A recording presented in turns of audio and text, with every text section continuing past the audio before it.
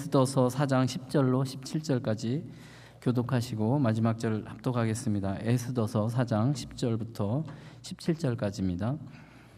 에스더가 하닥에게 이르되 너는 모르드게에게 전하기를 왕의 신하들과 왕의 각 지방 백성이 다 알거니와 남녀를 막론하고 부름을 받지 아니하고 안뜰에 들어가서 왕에게 나가면 오직 죽이는 법이요 왕이 그 자에게 금규를 내밀어야 살 것이라.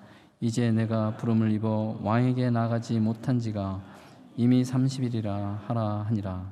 그가 에스더의 말을 모르드게에게 전하매 모르드게가 그를 시켜 에스더에게 화답하되 너는 왕궁에 있으니 모든 유다인 중에 홀로 목숨을 건지리라 생각하지 말라.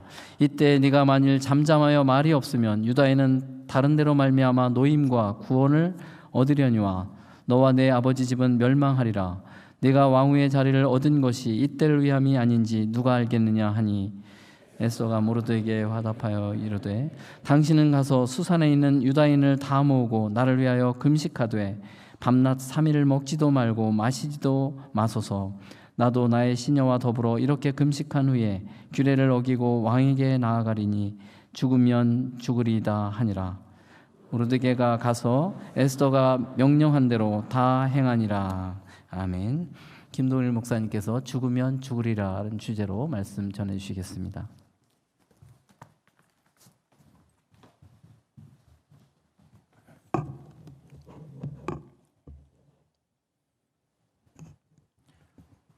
기도하십니다. 하나님 아버지, 주님을 찬양하기에 좋은 날입니다. 주님을 기뻐하고 즐거워합니다. 주님을 노래합니다. 주 앞에 춤춥니다.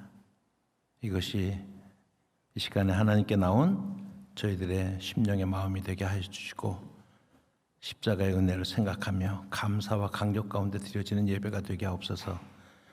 하나님께서 부르심을 따라서 하나님의 말씀을 증거하고 선포할 때 듣는 저희들의 마음이 하나님이 주시는 말씀으로 인하여 뜨거워지게 하여 주시고 우리의 삶의 자리를 돌아보며 주님 앞에 나아가는 저희가 되게 하옵소서. 정을 붙들어 주시기 원하옵고 예수님의 이름으로 기도하옵나이다. 아멘. 신구약을 막론하고 특별히 시대가 혼탁하고 하나님의 나라가 혼란스러울 때 하나님은 늘 하나님의 사람들을 세우시는 것을 우리가 알 수 있습니다. 그리고 그 세워진 하나님의 사람들은 표현을 하자면 신비한 믿음으로 무장된 그러한 사람들입니다. 하나님의 영광과 하나님의 나라와 믿음의 형제들을 생각하면서 때때로는 애통하는 마음으로 울기도 하고 또 분한 마음으로 삼기도 하면서 자신을 내어드리는 그러한 삶을 살아가는 하나님의 사람들이 있는 것을 우리가 보게 됩니다. 우리가 말씀을 보고 있는 모르드게와 에스더가 바로 그런 사람이라 할 수가 있고 또 느헤미야와 같은 사람들도 그러한 부류의 사람이라고 할 수가 있고 이사야나 예레미야와 같은 선지자들도 바로 그러한 부류의 사람들이라고 할 수가 있습니다. 오늘 본문은 에스더서뿐만 아니라 성경 전체에서 가장 유명한 잘 알려진 그러한 본문 중에 하나입니다. 오늘 우리가 스스로 모르드게가 좀 되어보기도 하고 또 스스로 에스더가 되어보기도 하면서 본문 속으로 함께 들어가 보도록 하겠습니다. 에스더서 4장 1절과 2절의 말씀입니다. 같이 한번 읽습니다.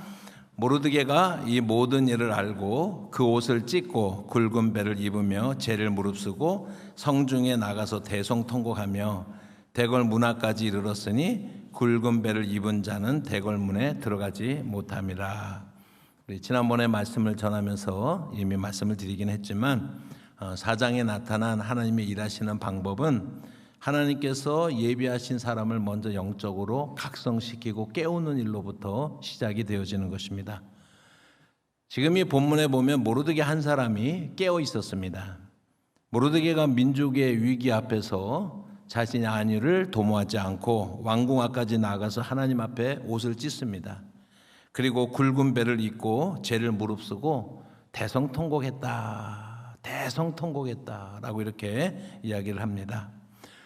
모르드게의 이 행위는 주변에 있는 유대인들의 영적인 잠에서 그들을 깨우는 데 충분했습니다.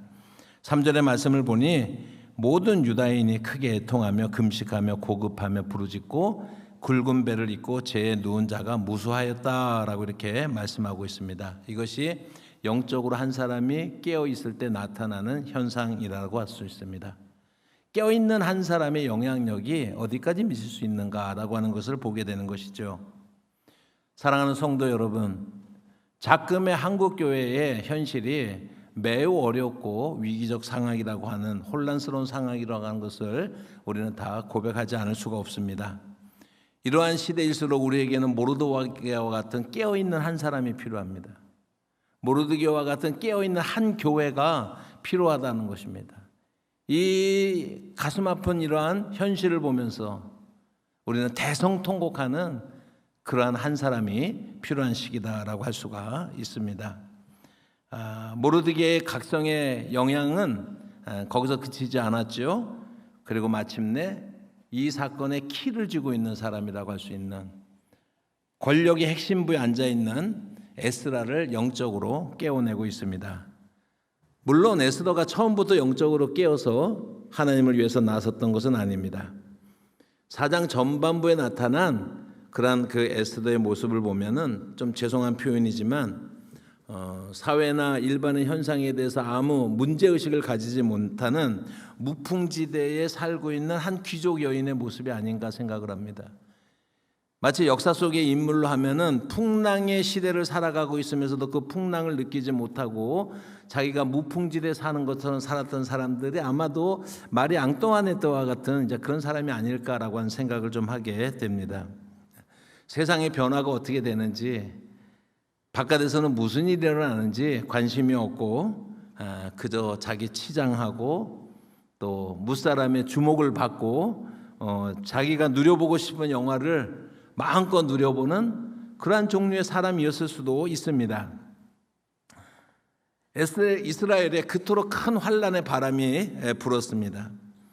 페르시아 제국 내 모든 유다인이 죽임을 당할 것이라고 하는 그러한 위기가 있었지만은, 조소가 반포되었지만 에스더는 구중 궁궐에 있었기 때문에 아무런 소식을 듣지 못하는 깜깜한 상태에 있었습니다. 태풍의 눈에 고요함처럼 그렇게 세상의 소란은 에스더와는 아무 상관없는 것처럼 보여졌습니다.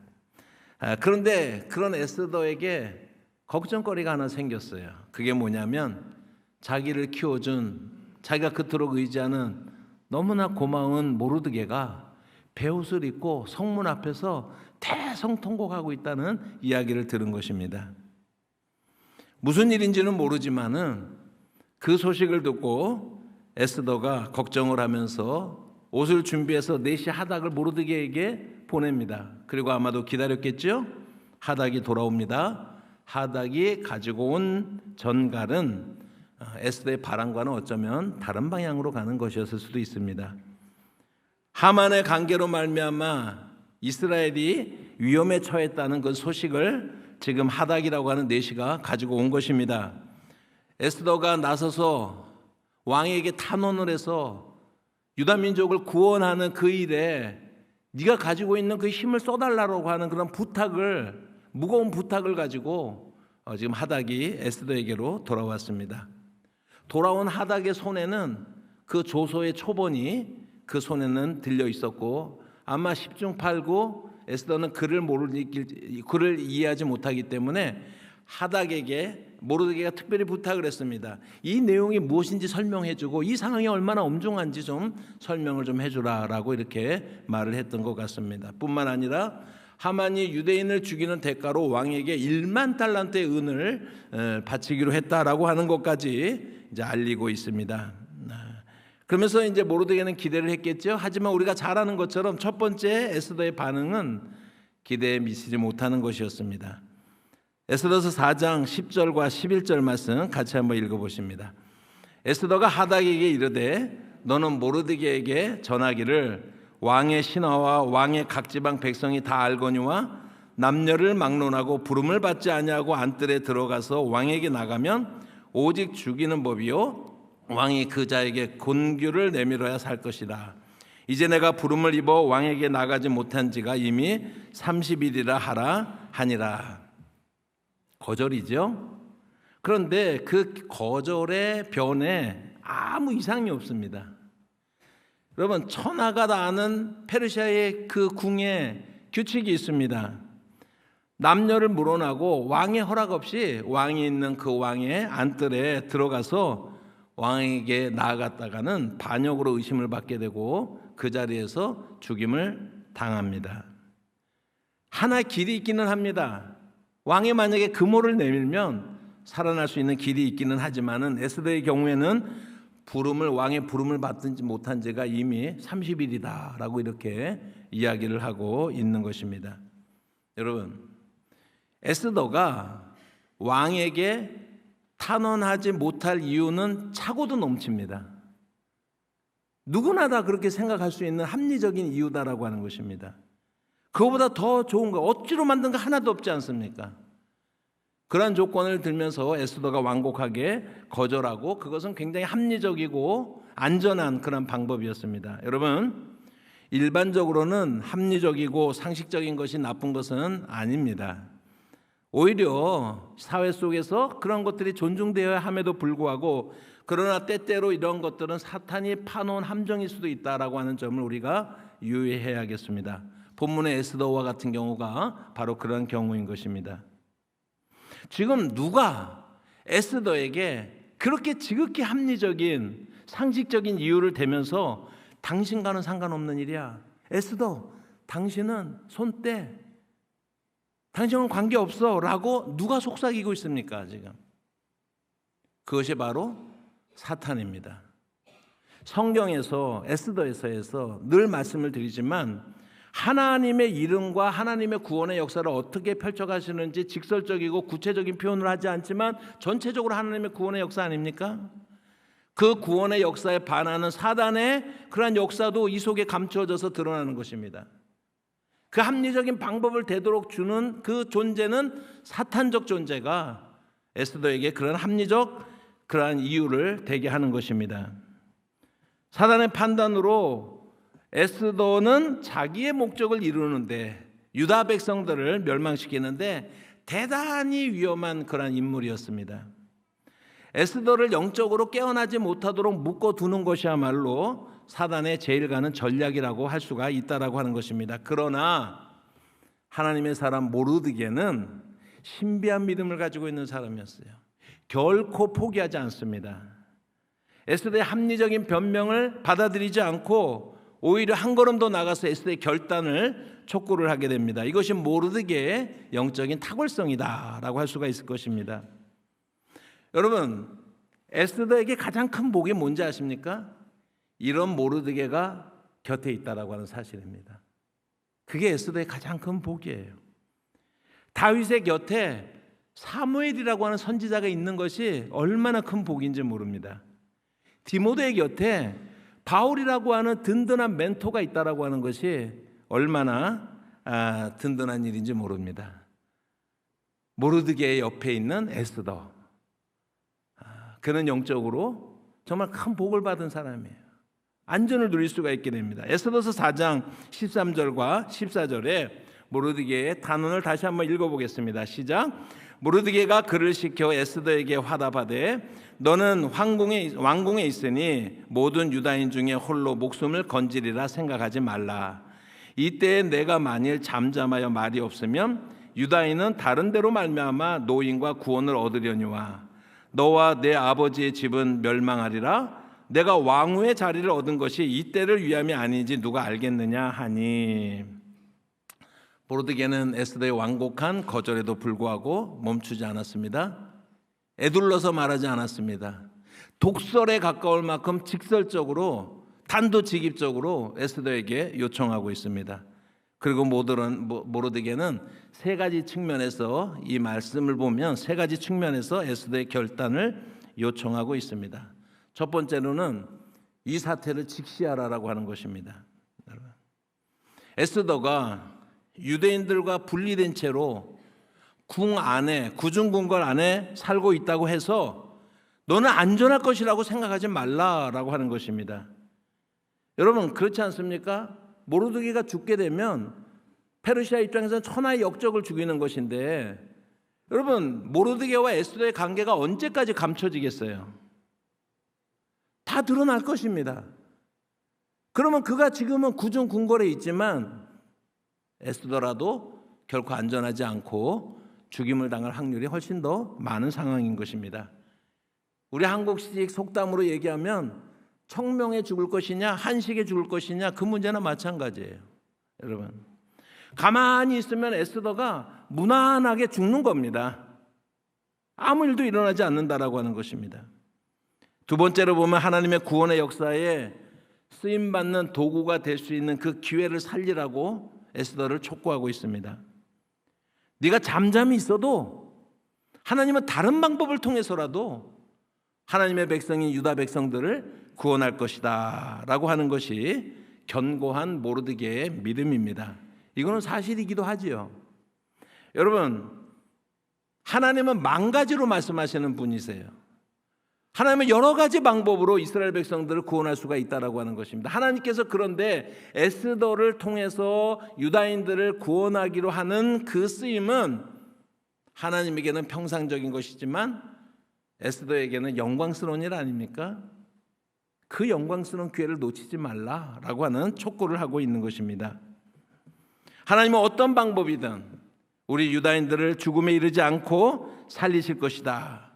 그러면서 에스더에게 결단을 요청하고 있는 것입니다. 네가 하나님에 속한 사람일지 세상에 속한 사람일지 지금 결단하라 말하고 있는 것입니다. 네가 유다인으로 살 것인지 페르시아의 개로 살 것인지 결단하라라고 하는 것입니다. 하나님을 믿는 유다인으로서 살 것인지 세상에 취한 페르시아의 그러한 놀잇감으로 살 것인지 결단하라라고 하는 것이 모르드게의 핵심입니다. 세 번째로 모르드게가 아주 마지막으로 쐐기를 박는 최후의 통첩과 같은 이야기를 섞습니다. 네가 왕후의 위를 얻은 것이 이때를 위함이 아닌지 어찌 아느냐라고 이렇게 말하고 있는 것입니다. 에스더에게 말하는 것입니다. 너의 미모로 너의 실력으로 네 힘으로 여기까지 올라온 것처럼 착각하지 말라라고 하는 것입니다.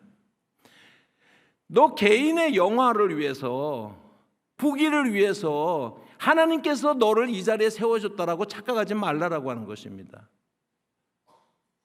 모르드게조차도 몰랐었지만은 이 시점이 돼서 모르드게가 분명하게 아는 것입니다.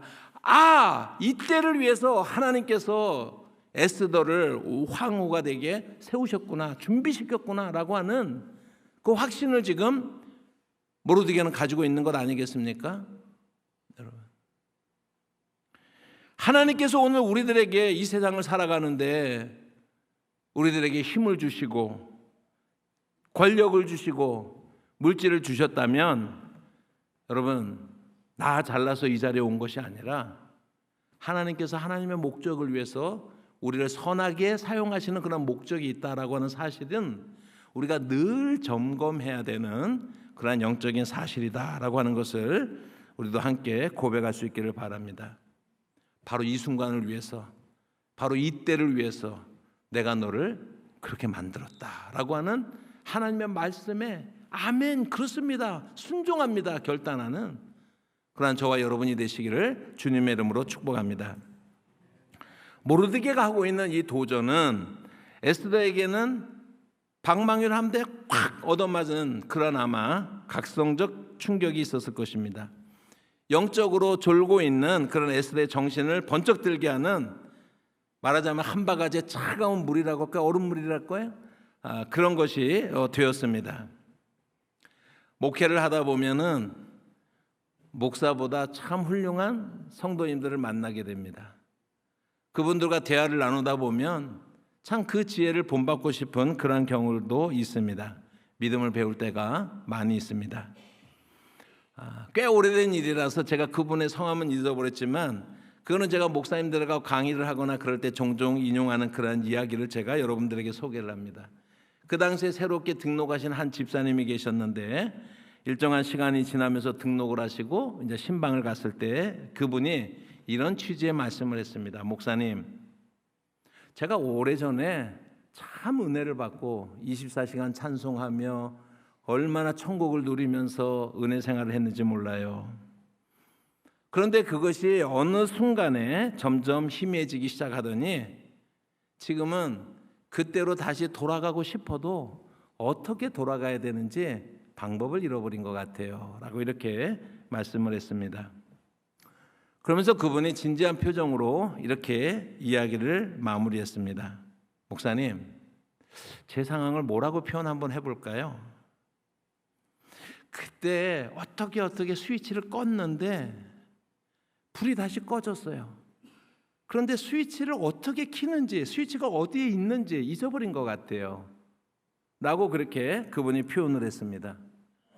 비록 부인이 영적으로 침체된 상태에서 오랫동안 지내는 자기의 상황에 대해서 안타까움을 표현한 말이긴 하지만 그 표현이 얼마나 적절한 표현인지 그 이후로 오래도록 지금까지 제 마음속에 그분의 그 이야기가 생생하게 떠오릅니다. 여러분, 다시금 우리를 부흥으로 들어가게끔 안내할 그 스위치를 여러분들은 가지고 계십니까? 그 스위치를 올리고 우리의 마음이 다시 한번 주님을 향하여서 뜨거운 마음이 돼서 부흥을 경험하고 또 그 부흥을 경험하는 소망을 가지고 간절히 기도하는 이 시간이 되기를 주님의 이름으로 축복합니다. 모르드게의 촉구가 에스더에게는 스위치가 된 것입니다. 그래서 그가 다시 한번 은혜의 세계 속으로 들어갈 수가 있게 되었다라고 하는 것입니다. 모르드게의 한마디에 에스더가 깨어난 것입니다. 자기가 오리 새끼들 사이에서 미움받는 오리가 아니라 백조였다라고 하는 것을 발견하는 것이죠. 아이들 보는 만화 영화 같은 경우 보면은 여러분, 예를 들면 뽀빠이 같은 경우를 보면은 뽀빠이가 맨날 괴롭힘을 당하고 막 그러다가 시금치를 딱 먹고 나면은 짠 하고 바뀌지 않습니까? 천하무적의 그러한 뽀빠이가 되는 것처럼 우리가 세상 가운데서 늘 타협하고 늘 당하고 늘 그렇게 우리가 어쩌면 살다가 스위치를 잊어버린 채 살다가 여러분 예수 그리스도를 다시 한번 우리가 만나면서 그 예수님 앞에 뽀빠이를 먹은 시금치처럼 세상을 향해서 담대할 수 있는 그러한 저와 여러분 되시기를 바랍니다. 저는 최근에 생각하면서 참 기도에 집중하는 삶을 좀 살아야겠다라고 하는 그런 생각을 하게 돼요. 환경에 집중하는 것이 아니라 하나님에게 집중하기 위해서는 기도 말고는 없구나라고 하는 그런 생각을 합니다. 그러면서 하나님, 제 마음에 다시 한번 영적인 각성을 불러일으켜 주시고 정말 하나님을 향하여서 세상을 맞설 수 있는 그런 담대한 마음을 주시기를 원합니다 하는 기도의 제목을 가지고 있습니다. 아무튼 모르드게를 통해서 주저하던 에스더는 변했고 결단합니다. 에스더서 4장 15절과 16절의 말씀을 같이 한번 읽어봅니다. 에스더가 모르드게에게 회답하여 이르되 당신은 가서 수산에 있는 유다인을 다 모으고 나를 위하여 금식하되 밤낮 3일을 먹지도 말고 마시지도 마소서. 나도 나의 시녀와 더불어 이렇게 금식한 후에 규례를 어기고 왕에게 나아가리니 죽으면 죽으리다 하니라. 사랑하는 성도 여러분, 영적으로 잠에서 깨어난다라고 하는 것은 이런 것 아니겠습니까? 죽으면 죽으리라라고 하는 그 신앙을 회복하는 거 아니겠습니까? 영적으로 내가 깨어나면은요, 그토록 크게 보였던 그 페르시아의 그 규칙이 아무것도 아니에요, 사실은요. 여러분, 영적으로 깨어나 보면 죽음을 각오하고 보면 두려워할 것이 뭐가 있겠어요? 그 자리까지 나아가는 거예요. 제가 한번 목사님의 설교를 듣고서 인상 깊게 들은 그런 구절이 있는데 그거는 뭐냐면 벼랑 끝에 서는 것은 아직 신앙이 아니라는 거예요. 벼랑 끝에 서면은 내 다리가 땅에 있어요, 허공에 있어요? 여전히 땅에 있는 거예요. 벼랑 끝에 서는 것도요. 그러면서 그분이 이렇게 말씀하십니다. 신앙이라고 하는 것은 뭐냐면 벼랑 끝에서 한 걸음 더 나아가는 것이다. 죽으면 죽으리라 라고 하는 거예요. 과연 얼마나 많은 사람들이 이 위대한 도전에 결단하고 응답할 수 있겠습니까? 하나님은 그 응답하는 자들을 찾고 계신다라고 하는 것입니다. 1장을 보시면 와스디는요, 왕이 불렀는데 오지 않았어요. 그래서 폐위를 당했어요. 근데 4장에 보면, 이제 5장이겠지만 에스더는요, 왕이 부르지도 않았는데 나아가서 죽음을 무릅쓰고 나아갔어요. 스스로 죽음의 자리로 나아가는 것입니다. 여러분, 여기에 에스더 저자의 역설적 그런 어떤 문학적 역설이 그 속에 담겨져 있는 것입니다. 와스디의 모습과 에스더의 모습을 지금 대조하고 있는 거예요. 에스더서는 이러한 대조를 굉장히 깊게 우리가 읽어야 되는 것입니다. 이 문학적 교차를 한번 여러분 생각해 보십시다. 1장에서 와스디는 왕이 불렀는데 가지 않았어요. 그런데 에스더는 지금 왕이 부르지 않았는데 왕 앞으로 갑니다. 그런데 그것이 구원을 향한 하나님의 방법이었다라고 하는 것입니다. 다만 한 가지 에스더는 모르드게에게 요청을 합니다. 모든 수산성에 살고 있는 모든 유대인들이 나를 위해서 함께 사흘 동안 먹지도 말고 마시지도 말고 금식하며 기도해달라고 요청을 합니다. 그리고 자기도 시녀들과 함께, 자기의 신하들과 함께 그 3일 동안 금식을 하고 하나님에게 나아가겠다라고 그렇게 결단하고 있습니다. 이 장면에서 또 하나의 대조를 우리가 생각을 해야 됩니다. 우리가 이 장면에서 다시 한번 상기해야 될 구절이 있는데 에스더서 3장 12절입니다. 3장 12절 말씀 같이 한번 읽어보십니다. 시작. 첫째 달 13일에 왕의 서기관이 소집되어 하만의 명령을 따라 왕의 대신과 각 지방의 관리와 각 민족의 관원에게 아하수에로 왕의 이름으로 조서를 쓰되 곧 각 지방의 문자와 각 민족의 언어로 쓰고 왕의 반지로 인치니라.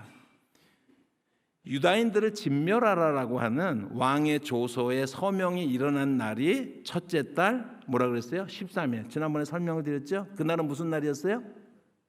유월절 전날이에요.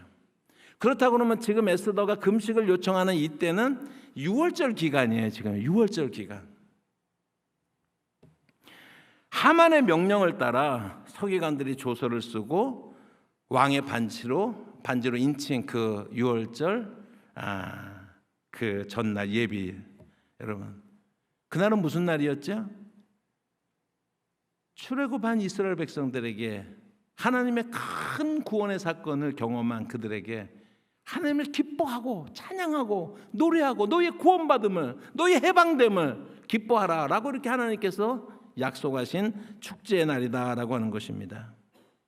여러분, 애굽에서 400년 동안의 종살이 끝에 하나님의 개입하심으로써 해방되었던 그러한 출애굽을 기념해야 되는 그날의 가장 역설적인 사건인 것입니다. 그게 무엇입니까? 유다인들이 다시 한번 멸문지하의 위기에서 하나님 앞에 금식하며 탄원하고 있는 장면이에요. 그러니까 첫째 달 13일이 보여주는 메타포가 있는 거예요. 6월절이지만 기뻐할 수가 없습니다. 6월절에 양을 잡고 잔치를 벌이며 가난한 이웃들을 초대해서 함께 6월절에 양을 먹어야 될 그때인데 기쁨은커녕 다시 한번 죽음의 그림자가 어른거리는 그러한 멸문지화의 초긴장의 이 역설의 시간에 여러분, 그 6월절 기간에 역설적이게 그들이 기도하는 그 내용이 무엇이겠습니까? 그들의 금식과 그들의 기도가 얼마나 간절했겠습니까? 6월절에 하나님, 우리의 조상들을 하나님의 편팔로 인도하셔서 그들의 애굽에서 이끌어내신 그 구원의 하나님이여, 다시 한번 우리 민족을 기억하여 주시고 다시 한번 우리 민족을 구원하여 주시옵소서. 이 날이 자동적으로 연결시켜 주는 것입니다. 6월절이라고 하는 그 기간이 자동적으로 연결시켜 주는 것입니다. 주여, 우리를 불쌍히 여기시며 우리의 죄악을 용서하시며 주님, 다시 우리에게 구원의 은혜를 베풀어 주셔서 출애굽의 하나님, 이것이 그들의 탄원 아니겠습니까? 이런 모든 역사의 주인이 하나님이시라면 이러한 일들이 일어난 것이 유월절 배경을 가지고 있는 그날에 일어난 것은 결코 우연이 아니다라고 하는 것입니다. 그것은 무엇을 암시하고 있습니까? 하나님께서 그들의 탄원을 들어주실 준비가 되었다라고 하는 것입니다. 문제는 누가 진정으로 하나님 앞에 회개하는 마음으로 누가 하나님 앞에 나아가겠는가, 이것이 문제라고 하는 거예요. 우리 한국교회 속에서 누가 과연 진정으로, 누가 과연 참마음으로 하나님이여 우리가 여기 있나이다, 우리를 보내소서라고 진정한 마음으로 우리가 고백하는 하나님의 사람들이 얼마나 많을까라고 하는 생각을 하게 되는 것입니다. 이렇게 이스라엘은 금식하고 에스더는 죽으면 죽으리라고 하는 믿음을 가지고 비장한 마음으로 왕 앞에 나아가는 것입니다. 에스더가 규례를 어기고 아하수에로 왕 앞에 나아가는 이 장면은, 여러분, 에스더 얼마나 마음이 무겁겠어요. 에스더의 어깨 위에 유다인들의 안녕이 어깨 위에 짊어져 있는 것입니다. 그 무거운 걸음으로 왕 앞에 나아가는 것입니다. 출애굽 때 무슨 사건이 있었어요? 모세가 그 내 민족, 내 동포 이스라엘 민족들을 해방시켜야 된다라고 하는 그런 중압감 가운데 바로 앞으로 나가지 않았습니까? 이 대조되는 것은 하나님이 설정하신 것입니다. 이제 유대인들은 이제 하나님으로 말미암아 노임을 받을 것이고 구원을 받을 것이다. 첫 번째 유월절에 그렇게 했던 것처럼 이제 다시 한번 너희들이 구원이 임할 것이다라고 하는 하나님의 응답의 암시가, 에스더서는 다 암시니까 그렇게 우리가 읽어낼 수가 있다라고 하는 것입니다. 그래서 모세가 고통당하는 이스라엘 백성을 위해서 바로에게 나아가는 것, 에스더가 죽음의 위기 가운데 있는 이스라엘 백성들을 위해서 아하수에로 가는 것, 이 오보렙 때는 이 장면도 우리가 흥미있게 우리가 묵상할 수 있기를 바랍니다. 여러분, 이 말씀들이 우리의 삶 속에 어떻게 적용될 수 있을까 생각을 합니다. 지금 우리는 영적으로 치열한 영적 전쟁 상태에서 우리가 현장에서 살고 있습니다. 그러나 많은 사람들이 그 영적인 전투의 현장에서 싸우기보다는 후방에서, 안전한 곳에서, 구중 굴궐과 같은 곳에서 여러분 세상과 사탄과 맞서기를 거부하면서, 꺼려하면서 여러 가지 핑계를 댈 수가 있죠. 영적으로는 깊이 잠에 든 상태에서 무난하게, 아까 말씀드린 것지만 무난하게 죽음의 길로 가고 있는 사람들이 얼마나 많습니까? 우리는 지금 얼마나 많은 이유와 핑계를 대면서 빠져나가려고 하고 있습니까? 하나님 다 아시잖아요. 내가 아픈 거 하나님 다 아시잖아요. 내가 얼마나 그동안 충성했던 거, 나 좀 쉬고 싶어요. 아마도 하나님 그렇게 말씀하실 것 같습니다. 뭐라고? 그래서 이렇게 말씀하시지 않을까요? 하나님은 우리의 변명을 듣고자 하시는 분이 아니라 환경과 합리적인 이유와 그럴듯한 그런 조건을 걸면서 안주하고자 하는 그런 사람들을 향해서 하나님께서는 안타까워하실 것입니다. 여러분, 이 사탄이 주는 안전함이라고 하는 것, 우리가 다음 시간에 좀 보겠지만은 그것은 사탄의 덫에 스스로 빠져 들어가는 것이다 라고 할 수가 있습니다. 처음에 에스더는 상식 속에서 스스로를 합리화하려고 했었죠. 법률 안에서, 모두가 이해할 수 있는 범위 안에서. 우리도 마찬가지입니다. 스스로 합리적인 이유로서 우리가 빠져나가려고 하는 그 자리가 사실은 하나님을 우리의 상식 속에 가두는 행위가 될 수 있다라고 하는 거예요. 하나님은 우리의 환경과 상식을 뛰어넘는 분인 것을 우리가 믿지 않으십니까? 번개를 만드신 분이 하나님이세요. 우레를 만드신 분이 하나님이시다라고 하는 것입니다. 우리의 상식 안에서 일하지 않고 하나님의 방법으로 일하시는데 그 하나님께서 하나님의 사람들과 함께 일하시기를 원하십니다. 누가 죽으면 죽으리라 하는 그런 마음으로 하나님 향해서 손을 내미는 자를 하나님이 기다리고 계신다라고 하는 것입니다. 우리 사랑의 교회 갱신 공동체가 그 하나님의 부르심에 응답하는 그러한 공동체가 되기를 주님의 이름으로 축복합니다. 영적인 스위치를 켜십시오. 죽으면 죽으리라고 하는 그 열정적인 그 마음을 회복시켜달라고 우리가 함께 기도할 수 있기를 바랍니다. 저는 오늘 본문의 말씀을 묵상을 하면서 신약성경의 두 가지의 구절이 떠올랐습니다.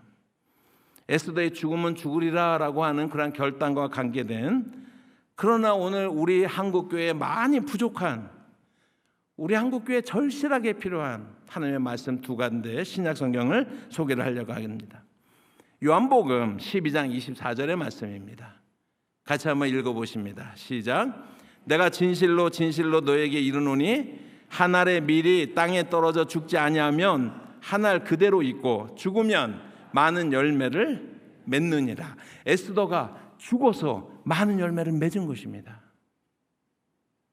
여러분, 죽으면 많은 열매를 맺느니라. 아무도 하나님의 나라를 위해서 죽고 싶어 하지 않아요. 하나님을 통해서, 장사를 통해서, 하나님 장사해서 여러분 큰 거를 이루고 싶어 하지, 하나님의 나라를 위해서 이 땅에 한 알의 밀알로 썩어지려고 하는 사람이 드물기 때문에 한국교회가 이런 형편에 처하게 된 것입니다. 두 번째는 그리스도 일꾼으로서 바울의 자세입니다. 고린도전서 4장 1절부터 3절까지 말씀 한번 읽어보겠습니다. 시작. 사람이 마땅히 우리를 그리스도의 일꾼이요 하나님의 비밀을 맡은 자로 여길지어다. 그리고 맡은 자들에게 구할 것은 충성이니라. 너에게나 다른 사람에게나 판단받는 것이 내게는 매우 작은 일이라. 나도 나를 판단하지 아니하노니. 그냥 좀 띄워두시고, 자 1절의 말씀을 보시면 사람이 마땅히 우리를 그리스도의 일꾼이요 하나님의 비밀을 맡은 자로 여겨라 라고 하는 말씀은 뭐냐면, 그 앞에 있는 3장과 비교가 되는 것인데, 연결이 되는데, 바울은 가는 곳마다 사도성의 의심을 늘 받지 않습니까? 여러분, 그러면서 바울이 이렇게 말하는 것입니다. 나와 우리 전도단을, 여러분들이 할 일은 나와 우리 전도단을 마음으로 환영하고 영접하는 것이 너희들이 마땅히 할 일이다 라고 이렇게 말을 하는 것입니다.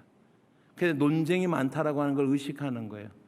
그러면서 3절에 있는 말씀에 너희에게나 다른 사람에게 판단받는 것이 내게는 매우 작은 일이라. 나도 나를 판단하지 않는다는 말이 무슨 말씀이냐면, 그게 여러분들이 해야 될 마땅한 일이지만, 그런데 사실 여러분들이 나를 그렇게 인정해 주지 않아도, 사도라고 인정해 주지 않아도 나는 상관없는 사람입니다. 나는 사람들의 판단에 의해서 움직여지는 사람이 아닙니다 라고 이렇게 3절에서 이야기를 하는 것입니다.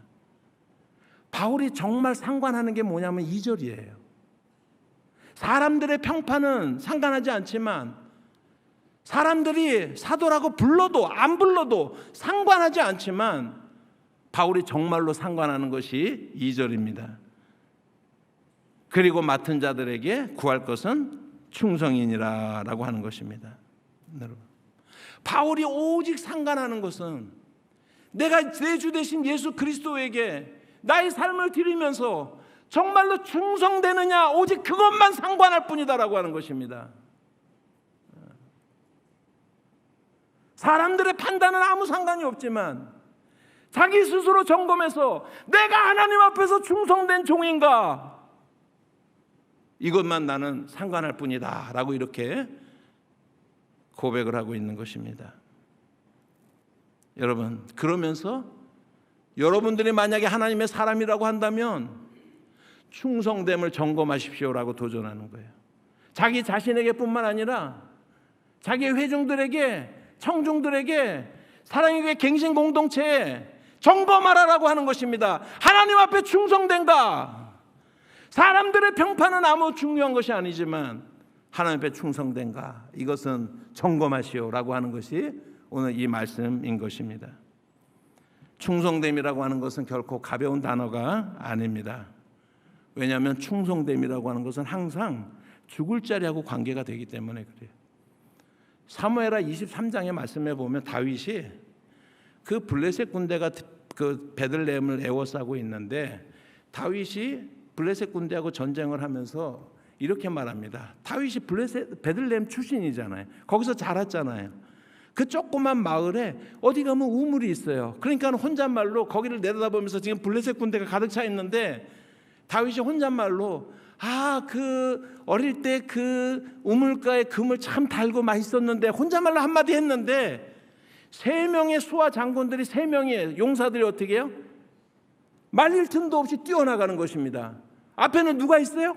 블레셋 군대가 있어요. 죽음을 무릅쓰고 자기의 군주가 되는 다윗을 위해서 그들이 가서 물을 길러 오잖아요. 이거는 목숨을 산 물이야.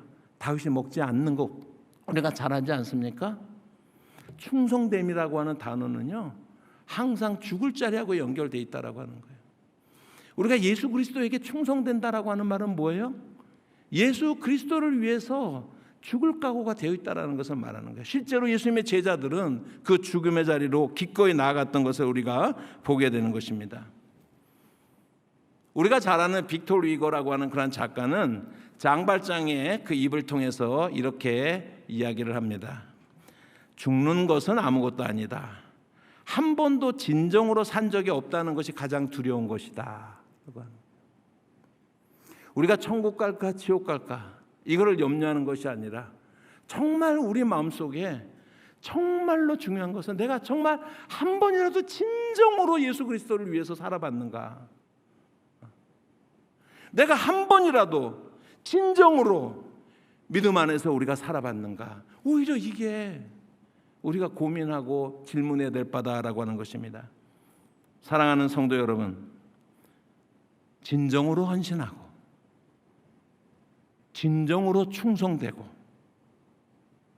여러분 충성됨, 죽을 자리를 찾는 것입니다.